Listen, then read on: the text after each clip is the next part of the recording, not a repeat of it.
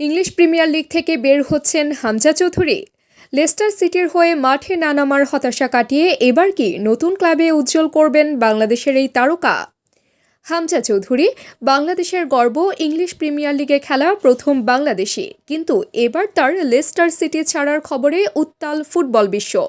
হামজা চৌধুরী, যিনি শৈশব থেকেই লেস্টার সিটির সঙ্গে ছিলেন, কিন্তু সাম্প্রতিক ম্যাচগুলোতে সাইড বেঞ্চে বসে থাকা তার জন্য হতাশাজনক। ব্রিটিশ গণমাধ্যম বলছে লেস্টার সিটি তাকে শীতকালীন দল বদলে লোন ডিলে ছেড়ে দিচ্ছে। এটাই হতে পারে তার জন্য নতুন শুরু।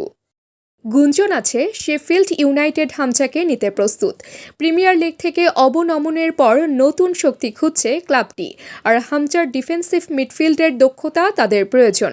বাংলাদেশি সমর্থকরা আশা করছেন নতুন ক্লাবে নিয়মিত খেলার সুযোগ পাবেন তিনি। বাংলাদেশ জাতীয় দলের জার্সিতে হামজার অভিষেক হতে পারে মার্চে ভারতের বিপক্ষে, কিন্তু তার আগে দেশের মাটিতে প্রীতি ম্যাচের দাবি তুলেছেন সমর্থকরা। সবাই অপেক্ষায় আছেন কবে মাঠে দেখা যাবে এই তারকাকে।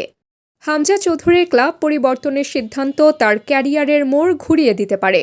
ফুটবল প্রেমীরা আশা করছেন নতুন ক্লাবে তিনি আরও ভালো পারফর্ম করে বাংলাদেশের ফুটবলে অনন্য উচ্চতায় নিয়ে যাবেন।